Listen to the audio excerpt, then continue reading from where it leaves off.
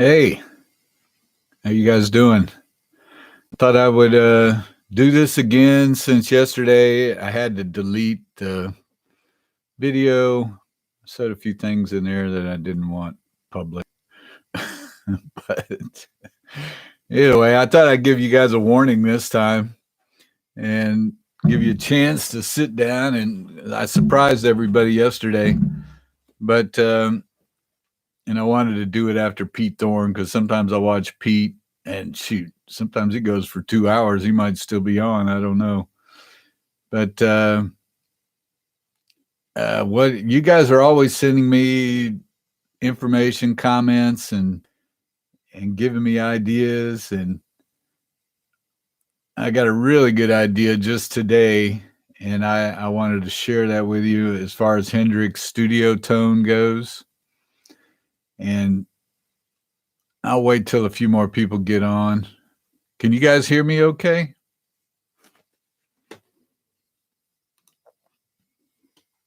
I don't see anybody. I see there's 13 people on. Okay, yes, sir. I see. Yeah, I got my new Yeti microphone over here, so crystal clear. That's good to know. All right, well, I'll wait, but I always stay away from the studio, the first studio albums, Electric Ladyland, House Burn. Well, what is this album anyway? I don't even remember which one it's on. Either way, one of my subscribers, Edward, you know who you are, asked if I would had I ever tried to copy House Burning Down. And shoot, but for the life of me, it doesn't show which album is on. I don't have memorized, but I listened to it, and I don't like doing the studio stuff because they had so many tricks, phase shifting, echo, reverb, everything. And so it's hard to duplicate or replicate. So, yesterday's video, I had to delete it. I said some things in there that I didn't want record of, but I have to watch what I say from now on. More of a family thing. I don't want my kids getting on here and going, what? But anyway, House Burning Down, I'll play a few seconds of it because you can only play 15, 20 seconds at the most. I listened to it, and the beginning, I said, well, that's exactly why I bought my Echoplex. I said, I think I can pull this off. So I'll share with you guys the brilliant, I think it's a good idea because I really wasn't expecting to do this with the Echoplex. But let's see, we got 20 guys, 20 people on. I'm going to play a little bit of this, and I'll show you what I'm talking about.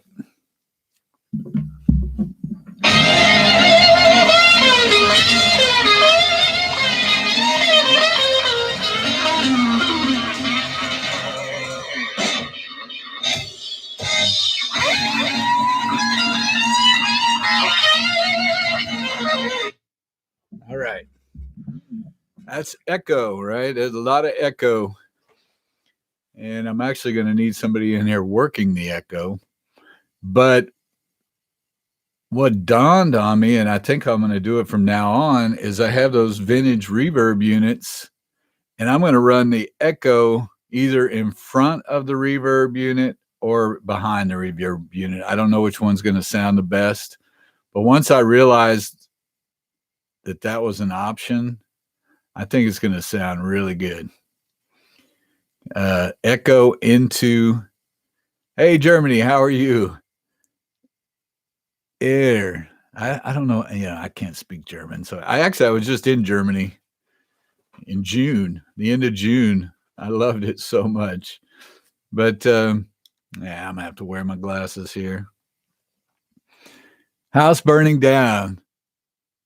Yeah, phase flange. That phase flange I'm not going to be able to do, but the echo and the reverb and the fuzz, I think I'm going to be able to get close, and you guys hopefully are surprised because I think That's how I end up doing these things. I'll hear them and I can tell that I can duplicate it just by listening to it with what I've got, my gear. And that one, once I heard it, I said, it's going to be a hard one, but I think I can do it without the phase shift. I do have a flanger, but it doesn't sound anything like that studio phase shifting that they do. But so that was my brilliant idea. I'm going to run the echo either into the reverb or the reverb into the echo. So that should sound good. I'm waiting for a couple of new old stock RCA tubes. I really don't like new tubes. The Sovtech was in there, and I told him to get a new RCA tube. So he did get one, but I ordered another one, so I'm going to have two in there and just be done with it. And actually three. There's three RCA tubes in that. One's just an oscillator for the tape head or something, so it doesn't have much to do with tone. Either way, I just wanted to get back. I'm only going to hang out for about an hour. Saints game's on right now. Burning Desire. Can I do a tutorial on Burning Desire? I will. Band of Gypsies. I think I've done that. Let's see. But yeah, getting back to Germany. And I did a video on it actually in Heidelberg. But we went to Bremen, then to I just went brain dead there. Bremen to where they had the trials, Nuremberg, and then over to Heidelberg. We only had a week, but we sat with this old German couple that live out in the country that went from Bremen to Nuremberg, and they were the nicest people. We sat face to face on those trains, and we talked for 4.5 hours. We had a lot of fun. Let's see. Band of Gypsies, Burning Desire. Yeah, I'll put that down on my list. And you guys, please subscribe. I've been trying to bump up my subscriber list there, so please subscribe. I do try. I think I've answered. Well, I've missed some comments, but I probably answer more comments on YouTube than anybody else on YouTube. I think for the last 8 years, I've tried to answer every comment except for the crazy ones. The ones you get on there that everybody gets those crazy comments. And even on this live feed yesterday, there were some shenanigans going on, and I just had to ignore it. But all right, let's get to the questions here. Like I said, I'm only going to be here for a little less than an hour.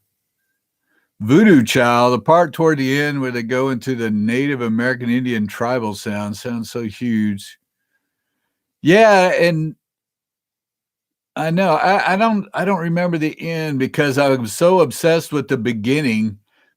And a lot of you guys I was surprised hadn't heard of some of my more popular videos, but check out, all I know is the title. It's called Voodoo Child. This is the sound from the studio. I think if you search those words, you'll find it. And the beginning is, I was shocked. I got it with the Bassman and turned the bass on 8 and I actually had the fuzz on, and you can't even tell. It's pretty clean sounding. And that's one thing I love about germanium fuzzes. They can be clean or total fuzz, whichever you want. You think I should try? Yeah, I've got he's saying, Joe's saying, try my Phase 90. Actually, I think I'm having trouble with that darn thing, but I can get it to work. I just have to bang on it. It was an Analog Man modded Phase 90 script. And it'll be better than nothing, but there's something wrong with the switch, and sometimes it doesn't come on, but I can get it to work, and I can put that in place of my MXR carbon copy that I won't be using because I'll be using the Echoplex. Slight returned. Let's see. Slight return. You'd think I'd know this stuff. Voodoo Child. I'm sitting here looking on Spotify. I don't know. They must have changed the way Spotify looks. Slight return. Excuse me while I hunt around here. I don't want to miss any questions. So we only got 26. Yesterday we had 50, and I just popped it on everybody. It's kind of interesting. It's Sunday afternoon. Everybody's busy. But I'm gonna start doing these more because, and maybe on Sunday, just like Pete Thorne. Slight return, Voodoo Child. Let's see what this one sounds like. Yeah, no, not Voodoo Child. Voodoo Child.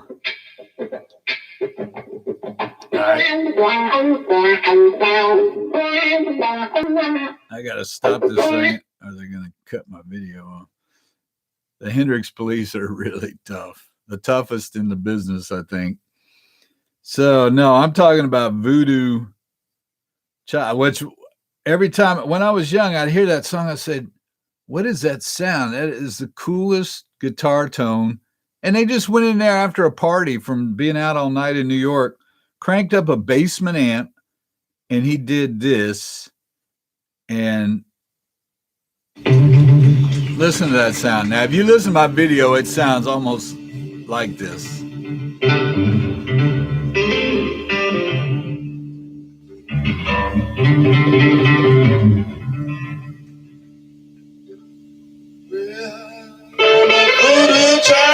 All right. Hopefully they don't shut that. It's 20 seconds. Anyway, that's the one. That is the coolest sound. No, the long jam. You guys are talking to each other now. I know I need way more subscribers. I don't know how to do that. I don't know. I think YouTube hates me or something. I don't know. I mean, I guess there's ways of doing it. And, I don't do professional videos like a lot of people. But what you're getting is the real thing. I mean, what you see in my videos is stuff that you could duplicate if you wanted to, if you wanted to spend the money. I mean, I've spent a ton of money on this stuff.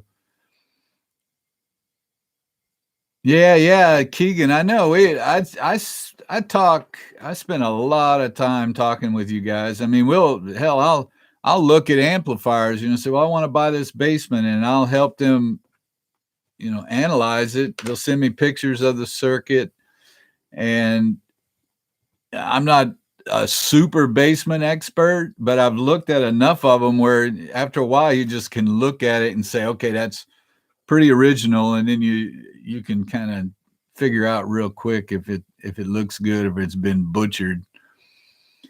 Gypsy Boy. I think I have listened to Gypsy Boy, but I'm the worst when it comes to remembering songs by their names, except for the ones that I play constantly. Voodoo Child bootleg. It's great to hear these bootlegs.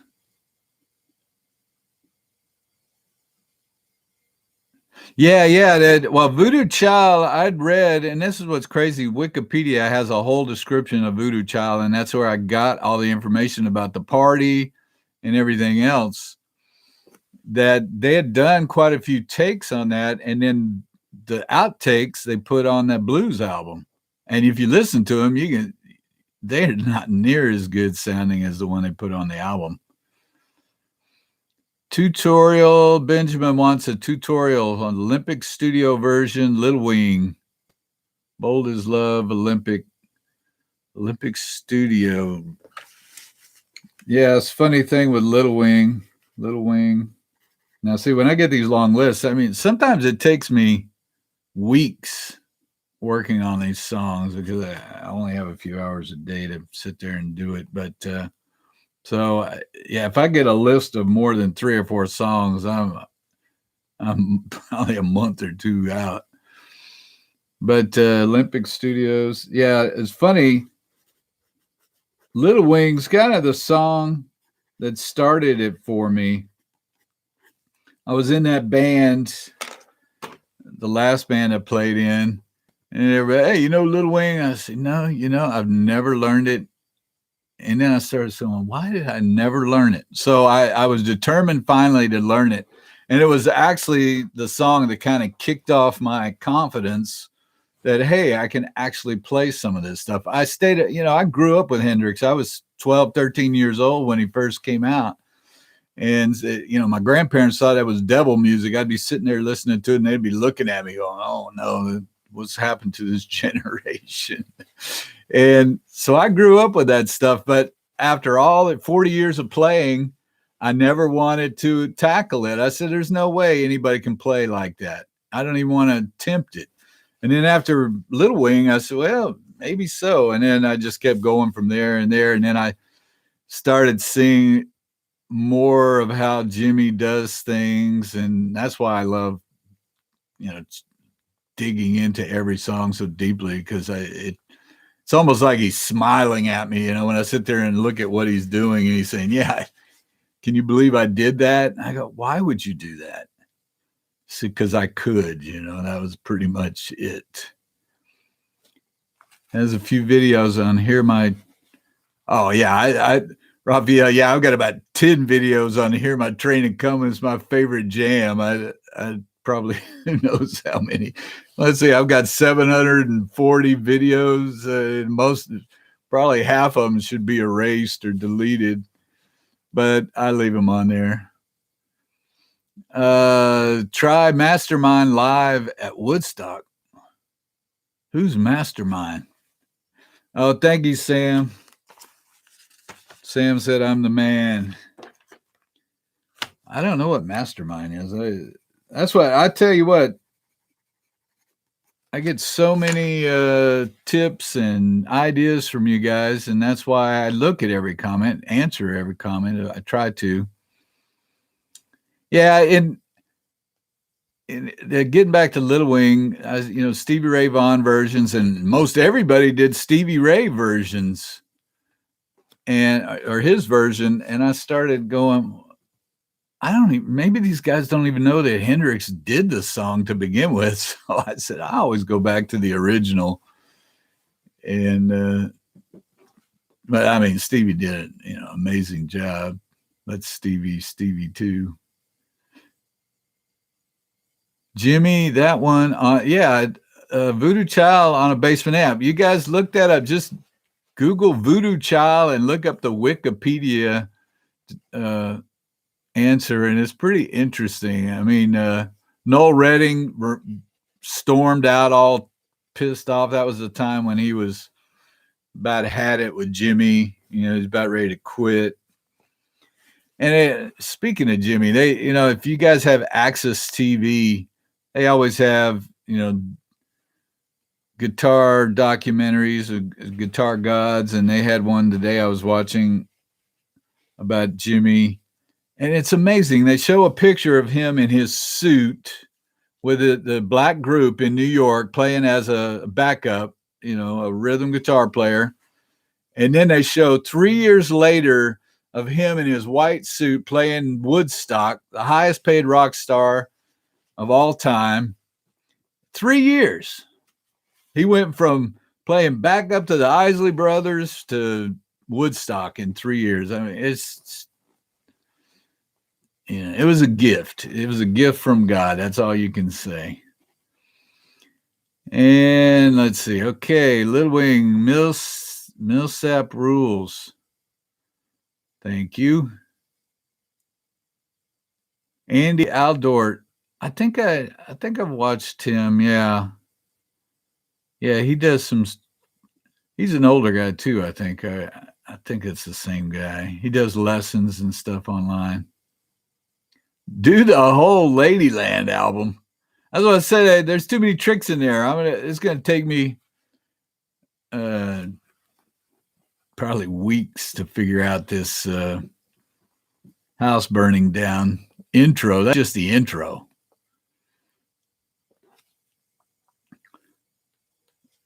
Yeah, the Stevie Ray version of Little Wing is hard. Oh, song. No, did I look at Ted? Look at any of the song suggestions from yesterday? No, I missed.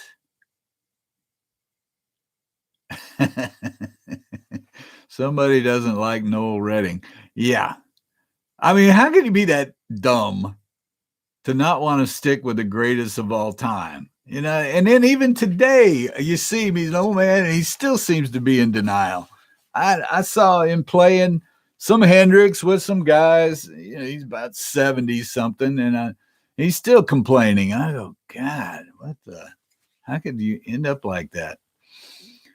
No, Gibson. I'll get back to that, but yeah, if the ones that I realized once I delete the videos, I lose all the comments. I can't even answer your comments. So I lost everything yesterday. So if you do have more song suggestions that I missed yesterday, just put them on here today. Hey, we're almost to 50 people again. Oh, Aldor did the whole album. Oh wow, that's a lot of work. That's one thing I try not to do is, and I do it because I want to show you some of the Jimmyisms, as I've called them, and that's my new term or my term now. Maybe somebody else said it once, but I try to show you the Jimmyisms so you can use them in your own style. There's nothing worse than having to live your life playing like somebody else.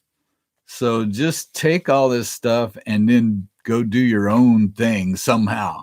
You know, it's pretty hard when you go do a gig and you don't have any good material. What are you going to do? You're going to play covers, and it's pretty hard to break out of that syndrome, I guess you'd call it, but you got to try. I know I keep saying I would like to do Hendrix type music if I had a three-piece, and that's what I would eventually work at doing, is trying to come up with some songs. It sounds so much like Hendrix. So they said, that sounds like a Hendrix song. I said, that's because it's a big influence for me here. Have you heard the outtake studio of Electric Ladyland? It sounds so clean and fat. No. That's what, when you guys comment and you have like secret little sources of songs that, I mean, there's so much stuff out there. I can't believe it. And I've only seen half of it. Robin Trower, yeah, Disciples of Jimmy. Uli Jan Roth, Eddie Hazel, Carlos Santana, Gary Moore, and just about anybody that you ever see talk about learning guitar when they were kids. Who's that guy that represents Fender a lot? Yeah, I know you guys know him. He's kind of a comedian guitar player. His comedy drives me nuts, though. But and he could play that real chicken picking country stuff, and he played. And he was talking about how Hendrix was why he played guitar. I forgot. Oh yeah, there you go. Thank you, Greg Koch. I guess that's how you say it. He's on a lot. He's a character. Oh, the reverse headstock. How do I feel? I was going to talk about that. Yeah, and I'm actually changing strings on my reverse headstock Nash, and that's something I wanted to talk about. I love it, and that's why I said I put a picture of my vintage Strat on this live stream so you guys would know I'd probably talk about it. But that's the main reason I play the Nash Strat, because of the reverse headstock. I love it. But lately I'm so used to it, I don't notice the effect as much. But the plain strings, G, B, and E, all bend really fast because they're shorter and you don't have to bend as much string. So when you bend, it goes up in pitch faster. And that's how Jimmy was able to get that kind of really good, fast bend. And then the bass strings are longer and they sound bigger and fatter. And that's why I love the reverse headstock. But my Nash hasn't been, I don't know what, it sounds good sometimes and it doesn't. But that was another thing I was going to talk about is I've got PL, forgot his name, in the Netherlands with Highwood guitar parts, Highwood Saddles. He's sending me 2 sets of his saddles, and I really like the looks of them. I talked about them yesterday, and it'd be a couple of weeks, but I'm going to demo those. And I don't know if you saw my recent saddle video, but I've tried Callahan and raw vintage. I would stick with the raw vintage now because Callahan makes his real hard. He says I make them hard, and then so that you don't cut string grooves. And I called him and complained, guys, I'm cutting string grooves, if not faster in yours. And he got all upset because he's kind of I'll just say it, he's a butthead. I don't know how he keeps his business because he'll yell at you when you call him. But he has copper coating on there. It's easy to cut a groove in it. And my vintage ones, are pretty hard. These 3 are vintage. And then these are all Callahan. But these are really hard. And the Highwood website says that these are too hard, and they make the frequencies on the string high and high mid-range, which isn't what the Strat is supposed to sound like. So he's sending me some, and I'm really hoping that they sound better.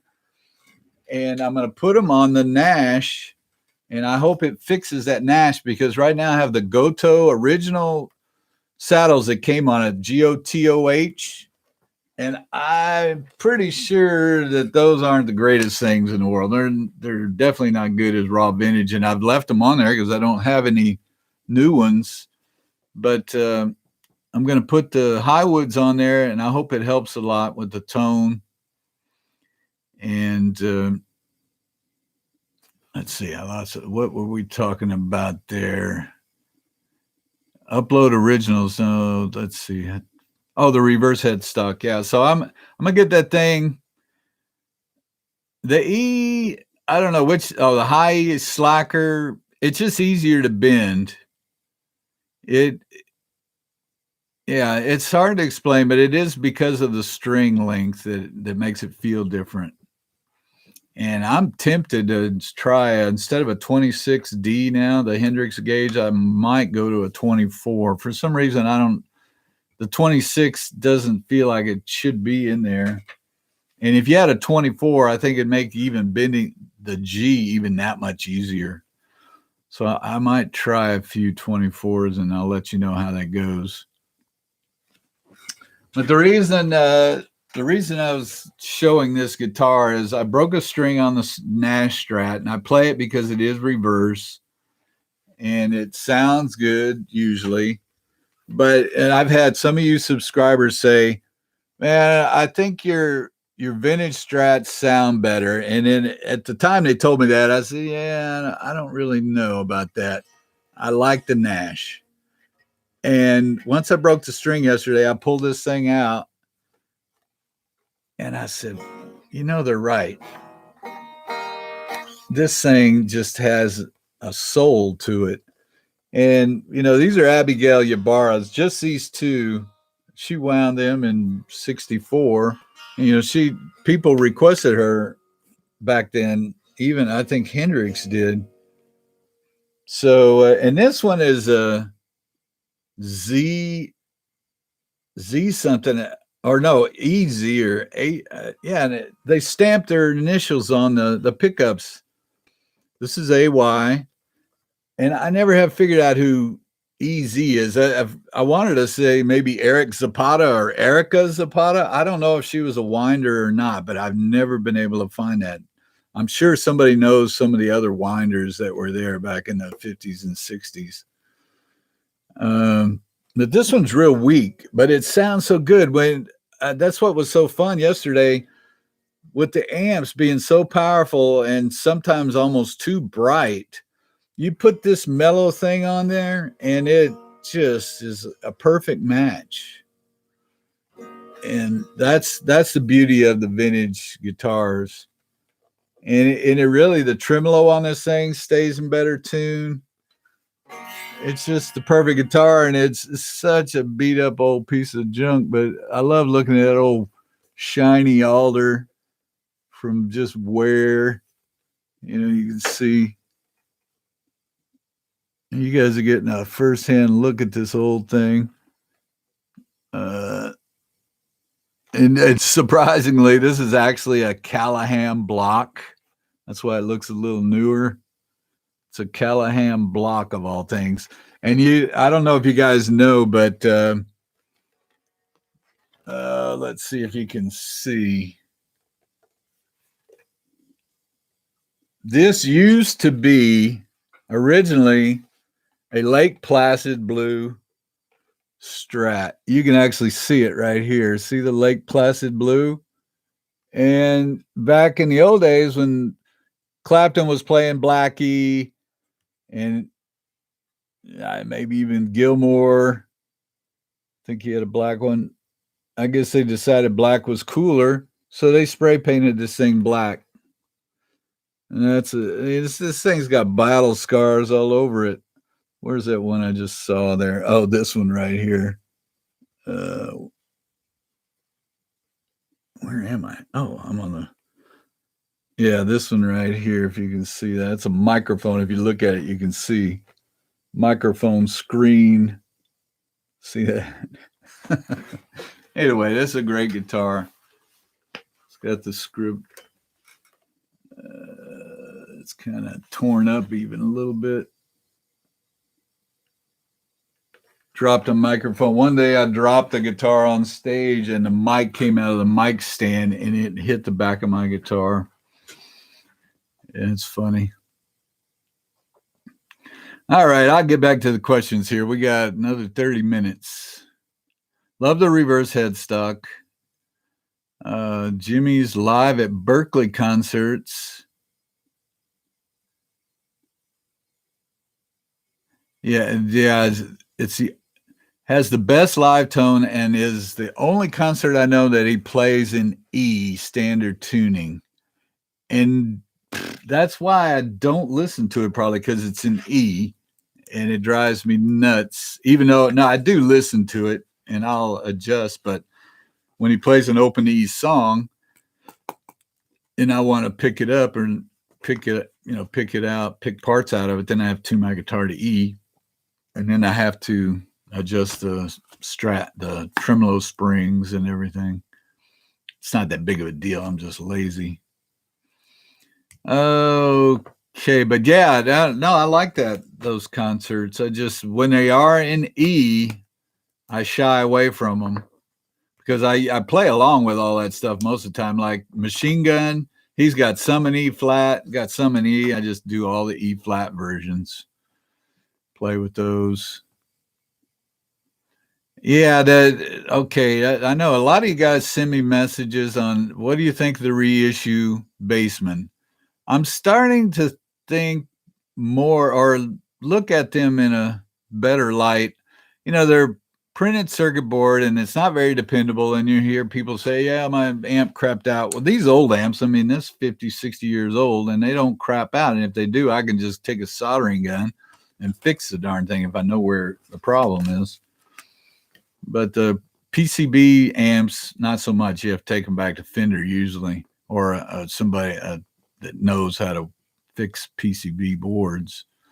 But I think they sound pretty good. I picked one up. I played one in Guitar Center years ago, and I said, man, this thing sounds better than my amp. But they use a 12AX7, and I'm not sure you can change in the first tube slot. And that always makes me mad when they decide to change something. They do a reissue, and then they change it. I said, well, that's not a reissue. It's not exact copy. But either way, they did that because 12AY7 tubes are not easy to get anymore that are good. So they went to the 12AX7. But you might be able to put a 5751 in those things and lower the gain a little bit. They just have too much gain to me. They distort too easily. And they made them, they hot rodded them a little bit, and that's the only thing I don't think was vintage correct. Would you play a U-shaped neck? I think I have. Well, I think these are C-shaped, and I do have kind of a U-shaped boat. I call it a baseball bat on my green reissue, Seafoam Green. I actually shaved it down a little bit because it was too fat. The necks can get a little bit too fat after a while. That one was too big. All right, we got 56 people. I got to get up to Pete's level. I mean, he gets 500-600, but I mean, he knows so much about studio stuff, but he's not going to focus on Hendrix as much as I do. Somebody I wanted to answer this: did I ever play a Gibson? One of the first good guitars I ever bought was a Black Beauty Les Paul, but it was a factory second, and it was what they call a fretless wonder. Well, being the dumb kid that I was at the time, I think I wasn't much of a kid really, but I didn't know much about guitars. I was 20. I can't remember how old I was, 20 maybe. Either way, if you don't know, they made this Les Paul fretless wonder, which they shaved the frets down to almost the neck. It was almost like a fretless guitar with flat frets. And I was a big string bender. Well, I didn't know big frets were what made it easy to bend strings. So I've got this thing for years, sitting there going, God, this is the hardest thing to play. And I got it refretted with these big old jumbo frets, and that didn't make it much better by then. And I actually traded it for my Telecaster that I've got still to this day. And I just didn't like it. It was kind of a lemon. And from that point on, I mean, I never could get the thing to go in tune. It was hard to tune. And then when I had the Telecaster, I said, man, this thing stays in tune constantly. So I just fell in love with Fender, and I've been a Fender guy ever since, even though I kind of wish I had a Les Paul Jr. And I did have, actually, I take it back. I had another Gibson I played in the band that I played in. One of my first big bands in Texas was a Gibson SG, and we butchered that poor thing. It was a red one, kind of the typical red SG, and we wanted to paint it. We thought we knew everything. So my other guitar buddy and I and the band stripped that thing down and spray painted it white. In the process, we sanded it way too much. I took all the wood. I made the neck really thin. It was like a rubber band. Don't ever do that. Don't take wood off your neck. I couldn't keep that thing in tune afterwards. If I just barely touched it, it was like having a whammy bar. It was like a rubber band after I finished with it. And some people would come up to me and say, hey, is that a Les Paul, Les Paul Junior or a custom? I can't remember which one it was that was in the shape of an SG, but it wasn't. It was a lemon. It had that old wraparound bridge, and I was constantly tuning because back then you didn't have tuners, and I'd be up there on stage. People would be yelling at me, just play. And I had, it drove me nuts because I couldn't get the thing in tune. Hey, Lee, did Hendrix play Gibson? Yeah, he played Flying V. He could play anything. I mean, I really do I wish I did have a Flying V. Yeah, the Flying V, those are pretty darn cool. The rubber band neck. Yeah, I do have some crazy stories. I mean, we thought, we'll sand this thing down so smooth, and I never even thought about it. I could barely touch the neck. I'm surprised it didn't break when I put the strings on there. And I played it for a long time too. Jazzmaster. Oh man, my other fancy or dream guitar. My friend, my best friend actually, and he's deceased now, God rest his soul, has one or had one. His wife still has it. I was hoping that he would pass it on to me but his wife never said anything about it. But yeah, he let me borrow his Jazzmaster, and I fell in love with that thing. Of course, I'd like the 59 or 58 or 59 with the anodized pick guard and all that stuff. But it was just such a cool sounding guitar with those soap bar P90 style pickups. It just has it is the surf guitar besides the Mustang. When I could play some of the best surf guitar on that thing.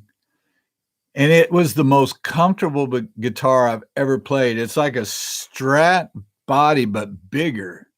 They made that thing huge but it fits so well in your body. You can almost sleep with that thing. It's just perfect fit. I love those guitars, but you do have to get that upgraded bridge, I think, because if you play it really hard, the strings start flying off of it. You have to do some upgrades to them, but pretty good. I love those guitars. Oh, Gene, thanks. Gene. Oh yeah, he asked about Gibson if Jimmy played Gibsons. Scotland. Oh, Chris. Hello, Scotland. Yeah, that's what I love about this. In Argentina, we had Tiago was from Portugal. I don't see Tiago. And I told my Portugal story yesterday, and that was one of the reasons I had to delete the video. My wife would have killed me. But let's see. Thanks for all your videos in Australia. That's Benjamin. Ben, you're welcome. Yeah, I do play the 10-38 strings. Anthony wanted to know if I play the 10 to 38. It's 10, 13, 15. And that's what I originally did. I just took a 10 through 46 set and put the 15G on. And I played that for probably a year or so. And I really liked that. Then I did try the 38, the 32 and 38. 26, 32, 38, and I was having problems with the Nash. I couldn't keep it in tune. Well, it wasn't because of the strings, but I thought it was because it made it worse. And so I took them off immediately. Then a year later, I said, well, let me give them another chance. And now that's all I play on the Nash at 10 through 38.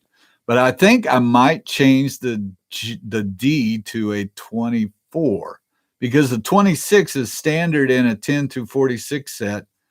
And he's 10 through 38. And I think the D needs to be at least, 2000s lighter. And I might try that. What is my favorite Stratocaster finish? Well, that's no finish. And for Hendrix Blue specifically, I think the Rosewood. I mean, I do like the maple, but it just, after the finish wears off, the maple seems a little bit stickier when you're bending strings. And the reason, I don't know, most of you guys probably know the reason Leo Fender went to the rosewood veneer. First it was a slab, but then he went to veneer to cut costs, I think, is because the maple neck finish, once it started wearing off, it just looked funky. And I mean, it didn't take long sometimes to wear those things out, 2 or 3 years. So here's Leo looking around saying, dang, what's going on with my guitars?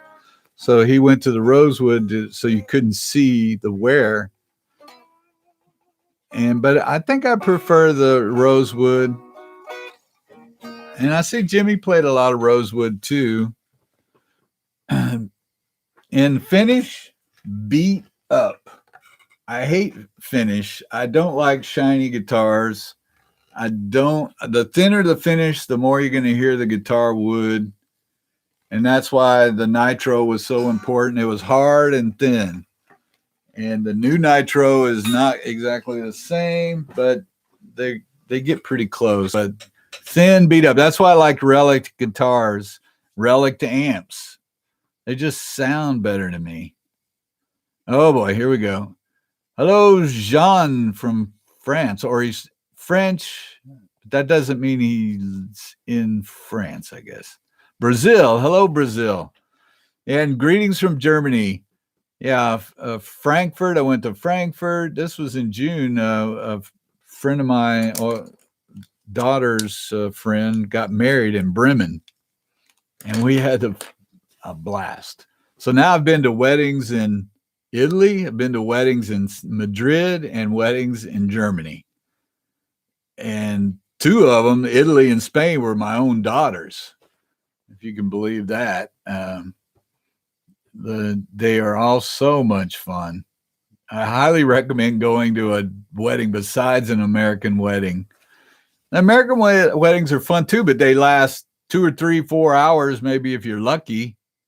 Spanish weddings last about 24 hours. The German wedding wasn't quite as long. It was maybe 5, 6 hours, or maybe not even that long. They like to go to bed early. And then the Italian wedding was probably all night too, even though we go home. The kids keep going. But let's see, Mitch. Do I prefer Mitch or Buddy Miles? I prefer Mitch by a mile.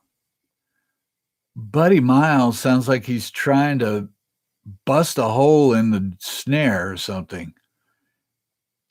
Even though he's, a really good drummer, I just think he pounds on him too hard. Mitch was so much finesse, so light. I love that. And Buddy's in there, boom, boom. But he had a great voice, and he did a lot of songs like that. Stop. That's one of his songs, I think. Band of Gypsies. I did quite a few of his songs, but yeah, Mitch Mitchell all the way. Did Fender build a Bassman circuit with a 12-inch speaker or two 12s?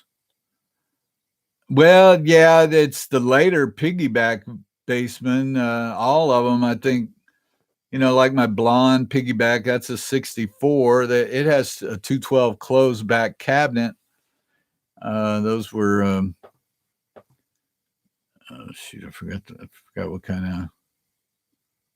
Well, I put Eminence in it for a while, and then I put the original Oxfords back in. But I don't really like the sound of closed back for some reason. They're super loud. They'll break your eardrums. I just like the way the open cabinets spread the sound around it, and I love the sound of 410s. Now, Marshalls with 412s, I think I'd prefer more than 212s. But either way, yeah, they did, but it was the 6G6 and the 6G6B circuit, and even the blackface ones after that, I think were, piggyback 212s. And I think some of them had 210s maybe, and then you got the one big 15, but that was the Showman. Oh, no, yeah, the Showman had 2 15s. I'm sorry. That thing was huge. Is it reasonable, Noah? Is it reasonable to just slap a left-handed neck on a regular Strat body? Well, you're asking the same questions I've been asking. I've been looking for necks. Music Craft, I think it is. Somebody said they were by far the best, but those things aren't cheap. If you look at a reverse headstock, and they make them just for right-handed guitars, you're probably looking at spending at least $300 or $400 if you get all the options, like they cut the nut, different types of finishes and everything. They're not that cheap, but yeah, you can just get a reverse headstock. They make them specifically for right-handed guitars, and I would do that if I was building a guitar. I would do that next. And Galicia. I try to do the Cia, but Spain. No locks. Well, of course, I'm partial to Spain because my only 2 grandsons live in Madrid. They're 2 and 4 years old. If you watch my videos, you've seen them. But yeah, I'm an honorary Spaniard, but I don't speak very much Spanish, which is sad. I tried and I gave up. That's what happens when your brain gets old. What do I think of Fender 65 or 69 pickups? Honestly, I've not tried them. It's really hard pickups. All I can say is, go by reviews, comments, forums, and just if you can figure out a way to try them out, put them in your guitar, and then ship them back if you don't like them. Buy them on Amazon. Maybe they'll take returns, but just be sure they take returns. And just try them out. If you don't like them, send them back. But Fender does good stuff. I've got the Texas Specials custom shop on my reissue 57 Strat, and they sound pretty good. They're pretty hot, though. The hottest pickups I have. Depends on what you want to do. Like I said, those are hot. On my vintage Strat, this one here, they're pretty weak, but that comes in handy when you've got a hot amp. It kind of balances everything out. So a hot pickups with a hot amp could be too hot. You end up with too much distortion. See, I got 9 minutes left. Okay, change from 1046 to 1038.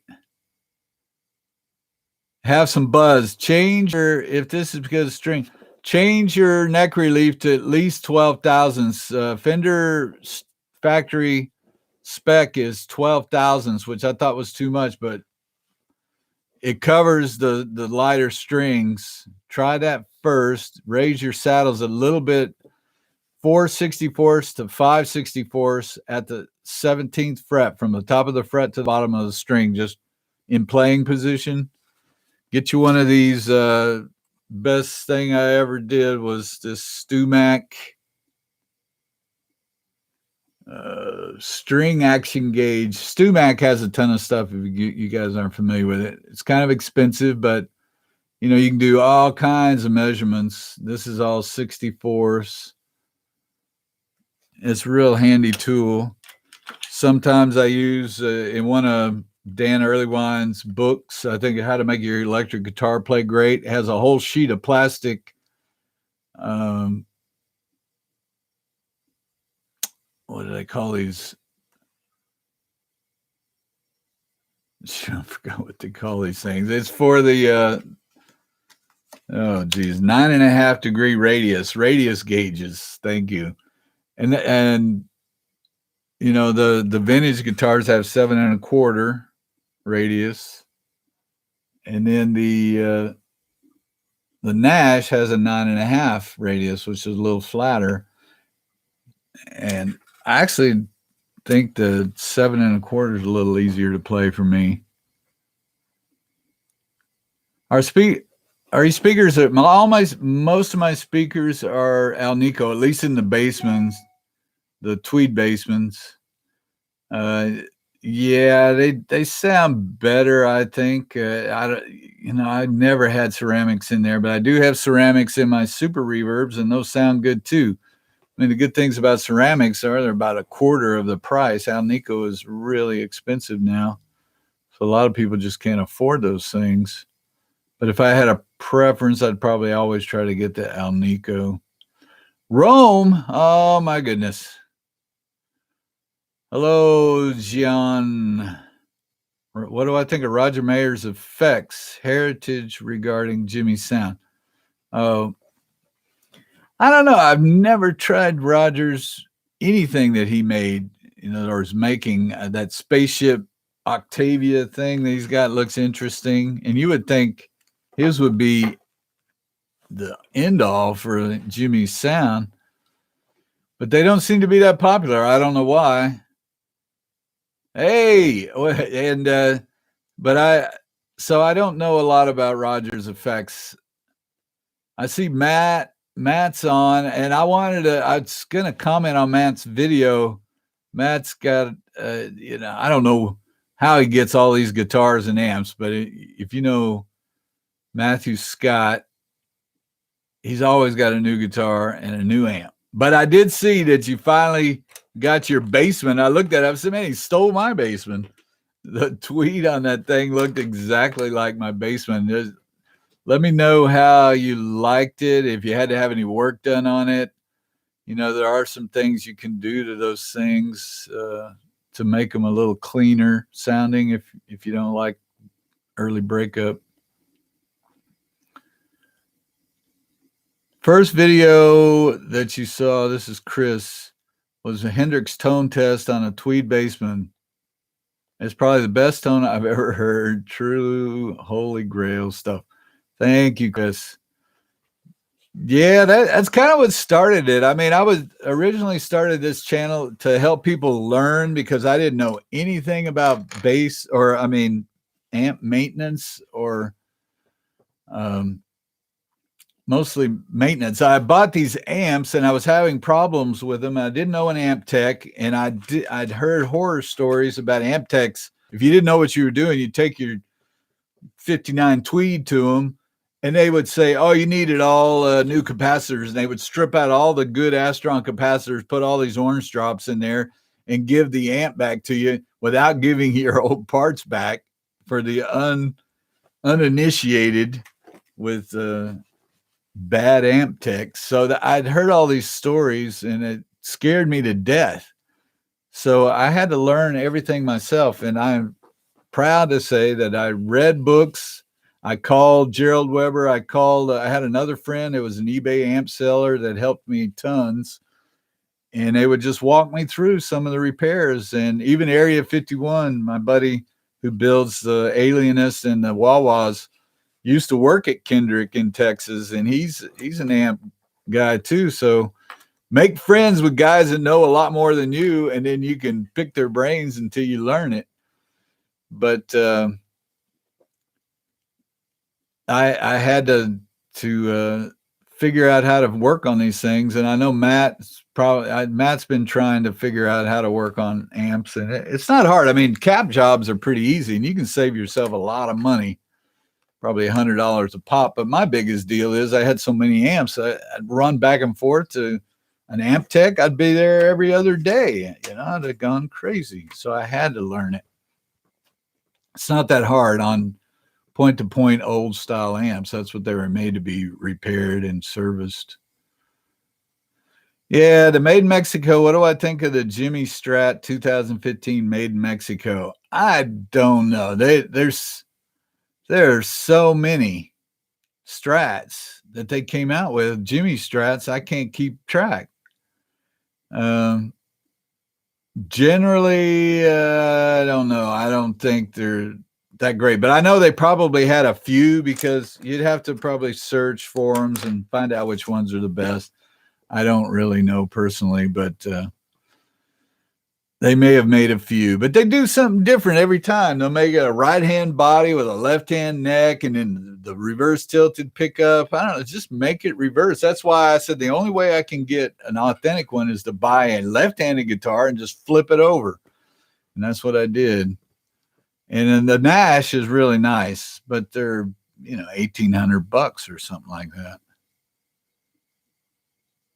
You can always go back and repeat the video. Also, the measures you can find Dan Earlywine, How to Make Your Guitar Play Great. Yeah, that's a good book. I've got both of them. If you don't, oh, that's the wrong one. If you don't have these books, go buy them. They're not that expensive. This is a really good one, How to Make Your Electric Guitar Play Great. And it's specifically for electric. And see, here's the sheet with all the radius gauges, different types. I only really use this one, but they have setups from all, you know, famous. Look, there's Stevie Ray. Dan Earlywine went in and measured all his specs and then put them in this book. So it gives you a reference. That's why that book is good. And then I think he also did the thing that this is like the holy grail for all types of guitars. Acoustic. I see it has a video in there, but I don't even remember what the video. But this is a thick book. It covers everything. But he's like the best at guitar repair. Tell you everything you ever wanted to know about setup, problems, and everything. All right, I'm getting ready to go, guys. I got to go watch the Saints. They're doing pretty good this year. You guys are welcome. Please subscribe. Matt, let me know how your basement's doing. PRS, what I think of PRS Silver Sky, I don't know. To me, those PRS in general is just too polished. I mean, if you were going for the Santana type sound, then it's a great guitar. But if you're going for the raw, big bass, it's hard to explain. But the Hendrix sound is a Strat all the way, forever. PRS is just too pretty and too polished. When you get too fancy, you lose a lot of tone, I think, even though they're probably the best playing guitars, some of them out there, plays like butter. DC, oh yeah.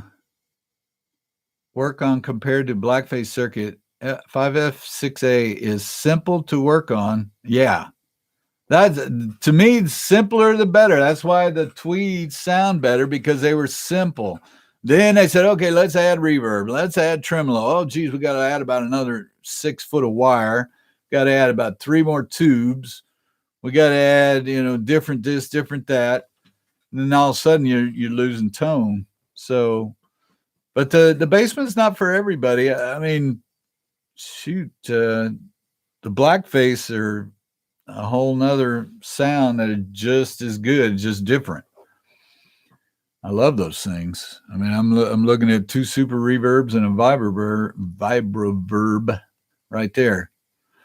Washington, D.C. Yeah, that I went to Washington for the first time in my life to hand deliver a custom Area 51 wah to Zapata with Gary Clark Jr., who is an acquaintance actually through YouTube, but we've kept in touch for years now, and he's a monster player.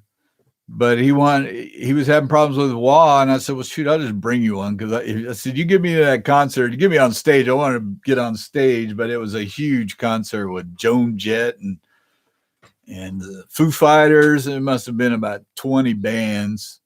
And I got it at VIP, but it was pretty far away. But, I mean, we had a wonderful time. But that was my first experience in D.C., and we really enjoyed the city. It's amazing. Beautiful place. Went to that old concert, or it's a baseball field, I think. I forgot the name of it, at the end of the mall. And it looks pretty run down, but that was a cool concert. It was like a 12-hour concert. I sat there all day. I've got a lot of video on that too, if you ever find it. Dave Grohl. Yeah, oh, that's true. That's true. Grohl that's why he did the 4th of July concert in DC, and it was a homecoming concert. I forgot all about that. And that's when he had broken his leg, and he comes out in that huge, crazy contraption chair that they made for him with his legs sticking out, just jamming like crazy. It was, yeah, that softball field. Is that what it is? Yeah, it's that was crazy. That was a fun time. And then we made it over to Washington's house, on the Potomac, and did quite a few tours down the mall. But they had the construction on the mall, and so a lot of it was kind of torn up and shut down, and that was a little disappointing, but we still had fun. All right, guys, I got a jam. I say I'm going to go watch the Saints, but I got from 5 to 7 is my jam time. It's like a little kid's nap time. I got to have my jam time. And I'm going to start working on, we'll see if I'm struggling with that house burning down. Let's see, I think I'll end you guys with the house burning down. If I struggle with it, I may not end up doing it. But I'm waiting a few more days for some RCA tubes for the Echoplex. And I'm going to hook it up to my reverb. And it's going to be amazing. And if I can pull it off.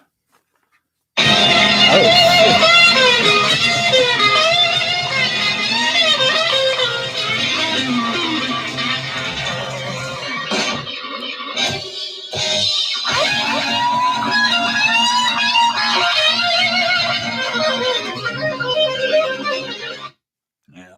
Like I said, I hope 20 seconds. I think you can do it 20 seconds. Or the police get you. All right. I love, sorry if I missed. I know I'm always bummed when I try to get on with Pete and make a comment when he's got 500 guys watching, and he never sees my comments. But, and I'm sorry if I missed anybody. We'll do this again. I might try doing it every week. It's so much easier than it used to be. But you guys hang in there and keep practicing. And if you have any questions, just let me know. Amp repairs, and I can help somewhat.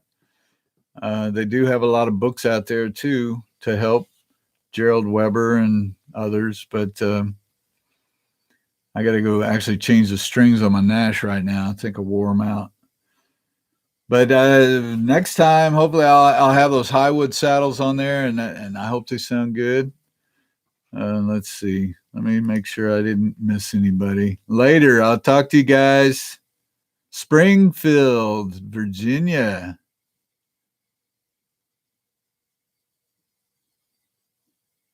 That's bottom. That's all. I'll just say bottom. Let's see. Could you please repeat the setup numbers for relieving the buzzing? Oh, okay. Yeah, sorry, Alexandra. Put the neck relief at 12. Either buy that book and find out how to set your neck relief. But if you're going to get serious, get one of these straight edges. This is a very straight thing. It goes across your whole guitar neck. And you can do it with a string by capoing on the first fret and then pushing down on this one and checking your gap underneath your string here with feeler gauges.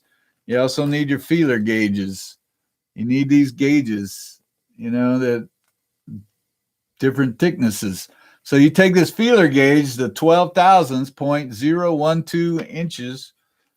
You take this straight edge, you stick it on your neck, usually up on the big E, and you run your feeler gauges around the 7th fret or so, which I don't know if you can see that, underneath here, and you set that gap with your truss rod to be around 12 thousandths. That's actually puts a little bow in your neck, this way. If you make it too tight, it's going to go back this way, and you're really going to have a lot of buzz. And when you put lighter strings on there, you have to adjust it because you have less tension on your neck, and the truss rod's going to naturally pull the neck even straighter. Every time you change string gauges, your neck is going to change a little. So put that at 12 thousandths, and then put your your string height, adjust the height here with these screws to where you go to the 17th fret, 1, 2, 3, 12, 13, 14, 15, 16, 17. So it's right about where the neck joins the body. And you measure with this thing. This is what this is good for. Don't push down. You're usually in playing position. Just measure and get those strings about, I'd say probably closer to 5/64.